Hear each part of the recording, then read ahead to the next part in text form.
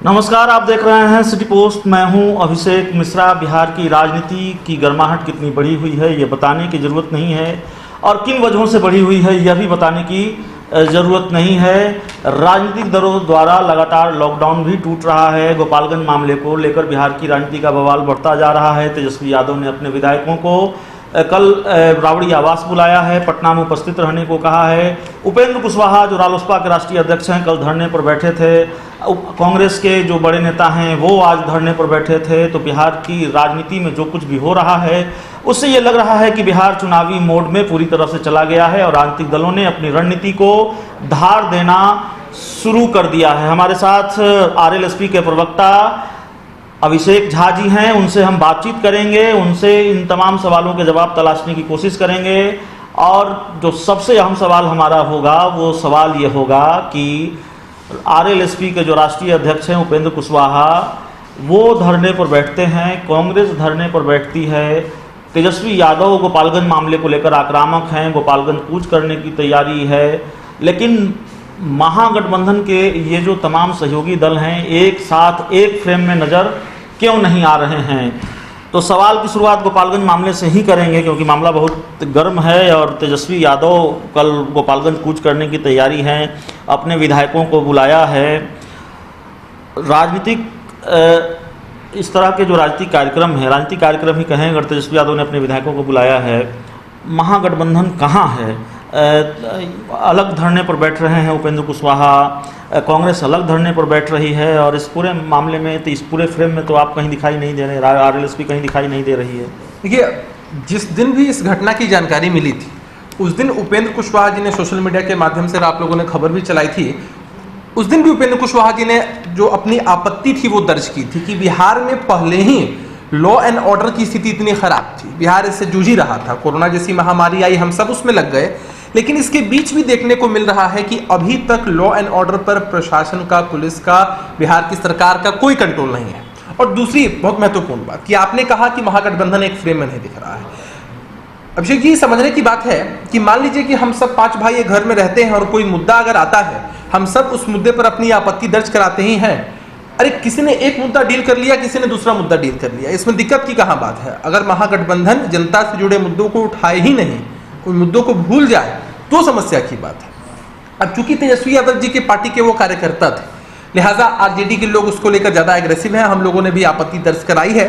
हम लोगों ने भी कहा है कि इस तरह की घटना कहीं भी घटती है वो अत्यंत ही निंदनीय है, हम कभी उसका समर्थन नहीं करते हैं। और जो भी आरोपी हैं किसी विपक्ष के हों, बिना पक्षपात किए हुए उनकी गिरफ्तारी होनी ही चाहिए। तो इसको महागठबंधन के लिहाज से देखना मेरे हिसाब से सही नहीं है। 50 दिन बाद तेजस्वी यादव पटना लौटे, बात हुई तेजस्वी यादव से उपेंद्र कुशवाहा और निश्चित रूप से टेलीफोनिक बातचीत उनसे हुई होगी और आगे की जो रणनीति है उस पर चर्चा हुई होगी। अब उनके बीच क्या बातचीत हुई है इस बात की जानकारी मुझे कैसे हो सकती है? देखिए अभिषेक झा जी, राजनीति में इतने संयोगों की गुंजाइश नहीं होती। एक मामला सिर्फ नहीं है कि तेजस्वी यादव अलग हैं, उपेंद्र कुशवाहा अलग हैं, कांग्रेस अलग है, और ऐसा पहली बार नहीं हुआ है। बिहार में एक इमरजेंसी मीटिंग होती है, लॉकडाउन के दौरान पटना में एक इमरजेंसी मीटिंग होती है उपेंद्र कुशवाहा, जीतन राम मांझी और मुकेश सहनी के बीच में, और वहाँ भी पुरानी रवायतों की तरह, परंपरा की तरह, जो परंपरा चली आ रही है हाल के कुछ महीनों से, कुछ दिनों से, ना तो कांग्रेस का कोई नेता होता है ना आरजेडी का कोई नेता होता है। महागठबंधन क्यों नहीं कहा जाए कि महागठबंधन गुटों में बट गया है, मुद्दे अलग हैं, आंदोलन अलग है और मीटिंग भी अलग अलग है। देखिए, सबसे पहले तो मैं स्पष्ट कर दूं कि उस दिन की जो बैठक थी, अगर आपने देखा होगा कि हमारे आदरणीय नेता उपेंद्र कुशवाहा जी ने भी साफ स्पष्ट किया था कि यह जो मीटिंग है उसको राजनीति से जोड़कर देखने की ज़रूरत नहीं है। यह मीटिंग सिर्फ इसलिए हुई थी कि बिहार के बाहर के जो लोग हैं वो बिहार आ रहे हैं, कोरोना का मामला लगातार बढ़ता जा रहा है, जो मजदूर हैं उनके साथ समस्याएं अनेक हैं, बढ़ती चली जा रही हैं, उन मुद्दों को लेकर हम सरकार पर कैसे दबाव बनाएं इसको लेकर बैठक हुई थी। अब मामला यह होता है कि 3 लोग बैठे हैं, अब 3 लोगों के बीच में क्या वार्तालाप हुआ है यह तो वे 3 लोग के अलावा ईश्वर ही जान सकते हैं। लेकिन उन 3 लोगों ने अगर स्पष्ट किया है कि हमारे बीच यही वार्तालाप हुई थी, तो आकलन करके, एक एंटिसिपेशन अपना जाहिर करके हम किसी कंक्लूजन तक नहीं पहुंच सकते हैं। पहली बात आपका इस एक सवाल का जवाब है। और जहां तक दूसरे सवाल का जवाब है, सबसे अहम बात यह है कि भाई महागठबंधन अगर अलग अलग ही उठाता हो, महागठबंधन के दल अगर अलग अलग ही मुद्दा उठाते हो, तो जनता से जुड़े मुद्दे ही उठाते हैं ना। जनता का जो शोषण सत्ता पक्ष की तरफ से हो रहा है विगत वर्षों से, उसको लेकर ही उठाते हैं ना। तो अगर आप 5 उंगलियां हैं, 5 उंगलियां बराबर नहीं हो सकती हैं, 5 लोग हैं अगर किसी परिवार में, सबकी मनोदशा एक नहीं हो सकती है, तो यदा कदा इस तरह की घटनाएं हो सकती हैं कि कभी वो बैठ गए, कभी हम बैठ गए। इन पांचों मतलब नहीं है कि मंडली से सब लोग इन 5 उंगलियों में सबसे बड़ी उंगली कौन है और दूसरे नंबर की उंगली कौन है? देखिए, जैसे सबकी अपनी अपनी उपयोगिता है। हमारे शरीर के बहुत सारे अंग हैं, हर एक अंग की अपनी उपयोगिता है। अगर आप ऐसा कहें कि महागठबंधन के लोग कभी एक साथ बैठ ही नहीं पाते हैं, अभी आपने देखा है कि सोनिया जी ने वीडियो कॉन्फ्रेंसिंग के माध्यम से जब सभी विपक्षी नेताओं को जोड़ा, तो यहाँ जो महागठबंधन के दल थे उसमें सब लोग उपस्थित थे। दूसरी बात अभिषेक जी, क्या लगता है, हम तो लगातार ये कह रहे हैं कि बिहार, और आप लोगों की वजह से ही कह रहे हैं, जिस तरह से आप लोगों ने बिहार की राजनीति को अचानक गरमा दिया है। पहले आप लोग दावा करते रहे कि कोरोना संकट में हम मिलकर सरकार के साथ इस लड़ाई का मुकाबला करेंगे, फिर अचानक आप लोगों ने तेवर बदला और सरकार के खिलाफ लगातार आक्रामक हैं। अब तो लॉकडाउन तोड़कर आपके राष्ट्रीय अध्यक्ष धरने पर बैठ रहे हैं। इस वजह से हम कह रहे हैं कि क्या बिहार चुनावी मोड में चला गया है, और अगर चुनावी मोड में चला गया है तो फिर कोरोना का बहाना क्यों, क्वारंटाइन सेंटरों का बहाना क्यों, खुलकर ये कहने में क्या दिक्कत है कि हम चुनाव की तैयारी कर रहे हैं और बिल्कुल हम इस मुद्दे को लेकर चुनाव में जाएंगे और सरकार को घेरेंगे, फिर खुलकर स्वीकार करने में क्या दिक्कत है कि तैयारी चुनाव की है? एक बात बहुत स्पष्ट है, बिहार का जो चुनाव लड़ा जाना था, हम लोगों के दिमाग में जो मुद्दा था वह मुद्दा पढ़ाई, कमाई, दवाई, सिंचाई, कार्रवाई, सुनवाई का मुद्दा था। इस बीच कोरोना जैसी महामारी आई। आप इसको इस तरह से समझिए कि हमारे घर में कोई अगर बीमार पड़ जाता है, हम उसकी दवा लाने के लिए बाहर जाते हैं, तब तक हमें सूचना मिलती है कि हमारे घर में आग लग गई है, तो हम दवा लाने से ज्यादा प्रायोरिटी आग लगने को देते हैं, हम उस मुद्दे को देखते हैं। आपने देखा था कि जब प्रधानमंत्री जी ने कहा कि अपने घर से निकलकर थाली बजाइए, विपक्ष में होने के बावजूद हम लोगों ने उनका सहृदय समर्थन किया, हमेशा कहा कि यह मुद्दा राजनीति का नहीं है। लेकिन एक बात आप बताइए कि सीधी सी बात है कि लॉकडाउन अगर बिना विजन के किया गया तो उसके आफ्टर इफेक्ट्स कितने थे? अभिषेक जी, खुदा ना करे, ईश्वर ना करे कि आपको कभी कोई बीमारी हो, आपको एक बीमारी होती है तो आप चाहेंगे कि आपको एक दवा मिले, टैबलेट मिले, उस दवा का साइड इफेक्ट भी हो सकता है।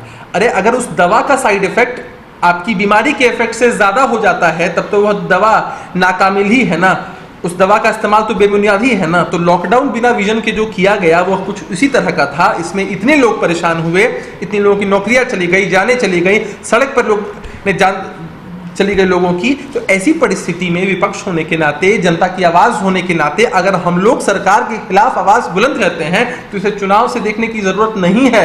अरे चुनाव में इनके हारने के लिए तो पहले ही पढ़ाई, कमाई, दवाई, सिंचाई, कार्रवाई और सुनवाई का मुद्दा था, यह एक एडिशनल मुद्दा। अभिषेक जी, एक आखिरी सवाल है और ये सवाल आपके लिए भी बहुत वाजिब है, बिहार के लोग भी ये जानना चाहते हैं।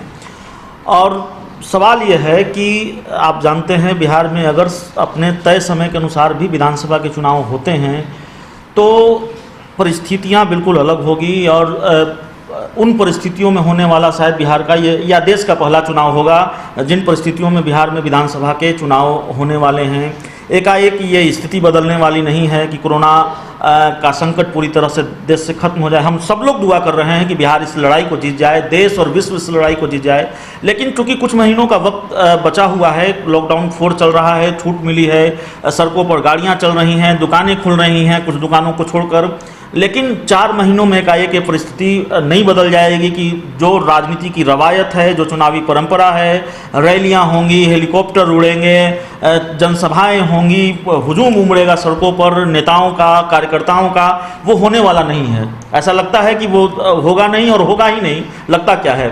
तो अलग परिस्थितियों में चुनाव होगा, इसमें सोशल मीडिया की भूमिका बेहद अहम होगी, तरीके दूसरे होंगे लोगों से जुड़ने के, चुनाव प्रचार के तरीके दूसरे होंगे। उन तैयारियों में उसकी क्या तैयारी चल रही है, उन तैयारियों में बीजेपी तो बिल्कुल वर्चुअल मीटिंग कर रही है, हजारों लोगों के साथ एक साथ जुड़ रही है। आप लोग ट्विटर में उलझे हुए हैं, ट्वीट कर रहे हैं, वीडियो जारी कर रहे हैं और धरना दे रहे हैं। तो ये बदली हुई परिस्थितियों में जो विधानसभा का चुनाव होना है, उन बदली हुई परिस्थितियों को लेकर क्या तैयारी है, सोशल मीडिया का इस्तेमाल किस तरीके से होगा। और आप बिल्कुल टेक्नोलॉजी को भी बहुत समझते हैं, इसलिए हम आपसे समझना चाहेंगे, क्योंकि सिर्फ आरएलएसपी के प्रवक्ता के तौर पर नहीं, बिहार के एक युवा नेता के तौर पर, युवा के तौर पर और तकनीक की बेहतर जानकारी आपको है, इसलिए हम ये समझना चाहेंगे कि एक तो आपकी पार्टी की क्या तैयारी है, और दूसरा इसी सवाल में ये सवाल भी है कि बिहार का विधानसभा चुनाव जो इसी साल कुछ महीनों के बाद होने जा रहा है, कोरोना संकट की वजह से कितना बदला होगा, और सोशल मीडिया और सोशल प्लेटफॉर्म उसमें कितना बड़ा हथियार साबित हो सकता है। देखिए, एक बात तो आपने एकदम ठीक कही है कि इस बार का चुनाव जो होगा उसकी पूरी दशा अलग रहेगी। इस बार कहीं पब्लिक मीटिंग शायद नहीं होगी और हेलीकॉप्टर्स नहीं उड़ेंगे, बड़े बड़े नेता संबोधन नहीं कर पाएंगे इतने सारे लोगों का एक साथ। दूसरा कि हमने सिर्फ ट्वीट नहीं किया है, मैं स्पष्ट कर दूं कि अगर आप एनालिसिस करेंगे तो जितने सारे कार्यक्रम राष्ट्रीय लोक समता पार्टी ने आदरणीय उपेंद्र कुशवाहा जी के नेतृत्व में और उनके आह्वान करने पर चलाए हैं विपक्ष होने के नाते, शायद ही किसी दल ने किया होगा। आप शुरू से देख लें, मुख्यमंत्री जी का पुतला दहन करना हो, मुंह पे काली पट्टी बांधनी हो, उपवास करना हो, या अब नियम कानून को तोड़कर, लॉकडाउन को तोड़कर धरना देना हो, यह सब कार्यक्रम लगातार हम कर रहे हैं, जनता के समर्थन से कर रहे हैं, जनता के लिए कर रहे हैं। रही तकनीक की बात, हमारी पार्टी ने बहुत समय पहले से ही, आपने देखा, आप लोगों ने खबर भी चलाई थी कि हमारे आदरणीय नेता उपेंद्र कुशवाहा जी लगातार कई दिनों से, कई हफ्तों से पार्टी के सभी पदाधिकारियों के साथ, चाहे वो राष्ट्रीय हों, प्रदेश स्तर के हों, जिला स्तर के हों, प्रखंड स्तर के हों, उन कार्यकर्ताओं के साथ लगातार उपेंद्र कुशवाहा जी का संवाद जूम ऐप के थ्रू हुआ है। पार्टी ने यह निर्णय पहले ही लिया था कि जिन भी विधानसभा सीटों पर पार्टी का दावा बनेगा, जहां मजबूत है पार्टी, हम वहां काम कर रहे थे, पहले ही बूथ स्तर तक वहां काम कर रहे थे, क्योंकि वो सारा काम फिजिकल हो पा रहा था। लेकिन अब ऐसी परिस्थिति में जब कोरोना जैसी महामारी ने बिहार को और पूरे देश को इस स्तर से जकड़ लिया है, ऐसी परिस्थिति में पार्टी के सभी लोगों को यह टास्क मिला हुआ है कि आप पंचायत और बूथ स्तर तक लोगों को जोड़ें, और जूम ऐप के माध्यम से उन लोगों की मीटिंग होती है। व्हाट्सएप ग्रुप बनाए गए हैं कि उनमें हम अपनी पार्टी की विचारधारा, हमारे पार्टी के आगे के कार्यक्रम उन तक पहुंचा पाए, ताकि लोगों का और हमारे कार्यकर्ताओं का एक्टिव पार्टिसिपेशन हो पाए और हम अपनी पार्टी की नीतियों को आम जनता तक पहुंचा पाए। तो हम लोग कहीं से बैठे नहीं हुए हैं। मुकाबला बीजेपी से होगा, तकनीक जिसका बहुत बड़ा आधार है, देखिए, जो बहुत बेहतर जानती है चुनाव में और राजनीति में तकनीक का इस्तेमाल करना। देखिए, हमारे हौसले बहुत बुलंद हैं। हम जानते हैं कि जनता से जुड़े मुद्दे हमारे साथ हैं, हम जानते हैं कि जनता का समर्थन निश्चित रूप से हमें इस मामले पर मिलेगा।